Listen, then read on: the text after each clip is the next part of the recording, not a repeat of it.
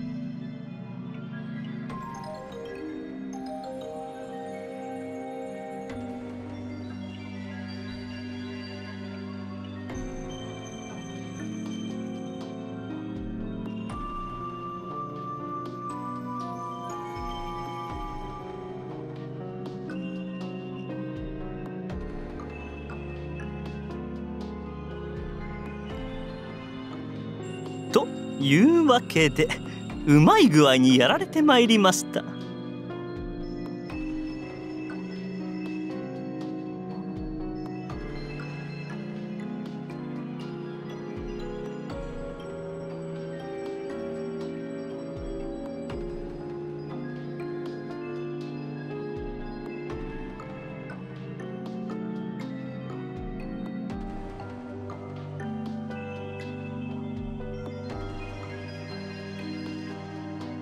官軍の将や兵からお前の不謹慎な態度に申し立てが数多く来ている。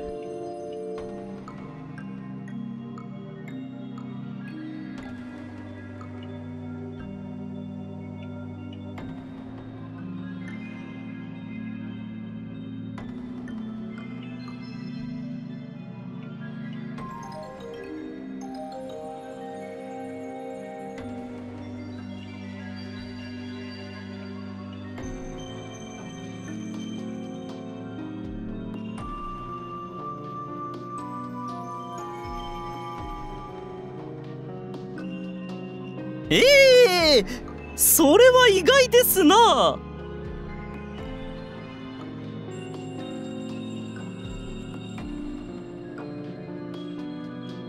李従、貴様のいいところは卑屈に見えて誰にも従うことのないその態度だ。それは誤解でございますよ。この李従めは董卓様に生涯の忠誠を誓っております。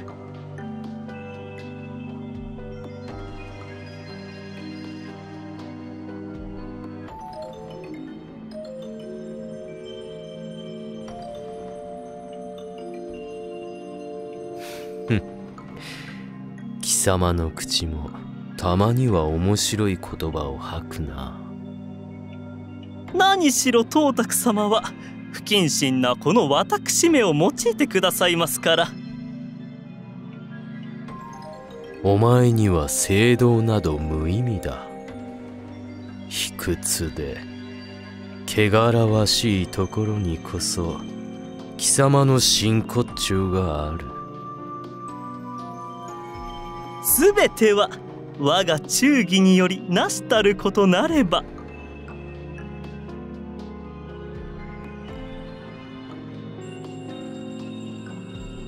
己を欺くことなく策を申せ。貴様の汚名はこの董卓の名を高めるのだ。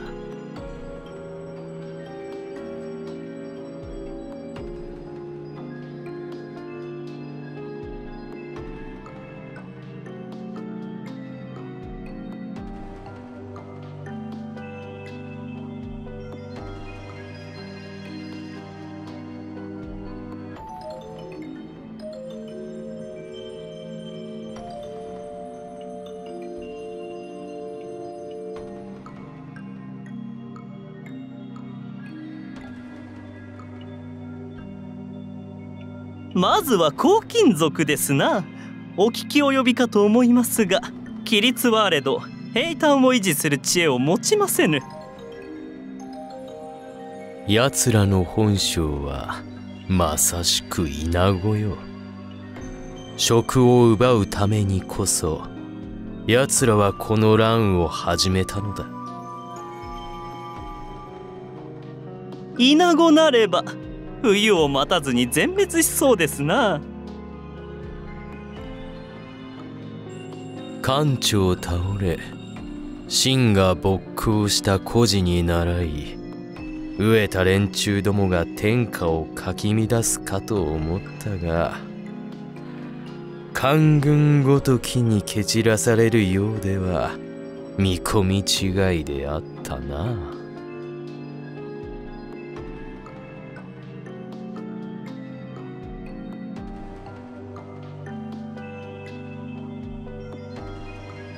ところで董卓様、今官軍陣中にて聞こえる名が2つありますれば。ほう。一人は曹操孟徳。宦官の娘か。非常にして苛烈。実に見どころのある将だ。見どころでありますか。奴の器量は官軍には過ぎたるものだ。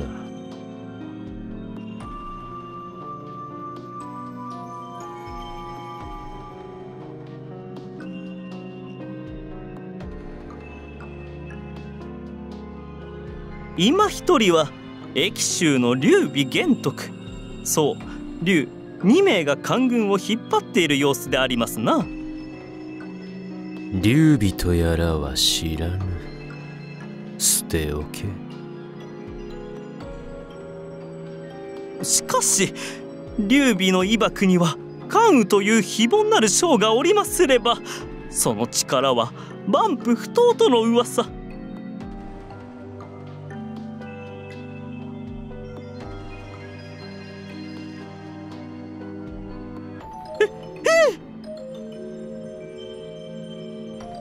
万夫不当か。どうなされました。なんでもない。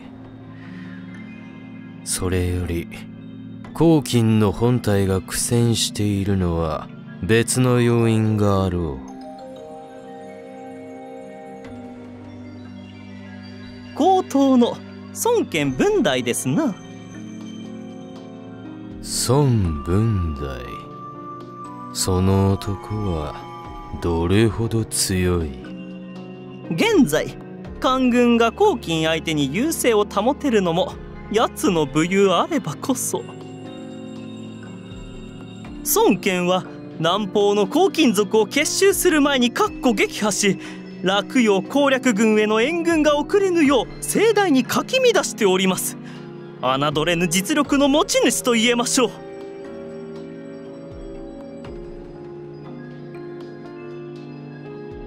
なるほど。これではわざわざ負けたふりをする甲斐もない。我が大役に油を注ぐのは狂信者どもではないか。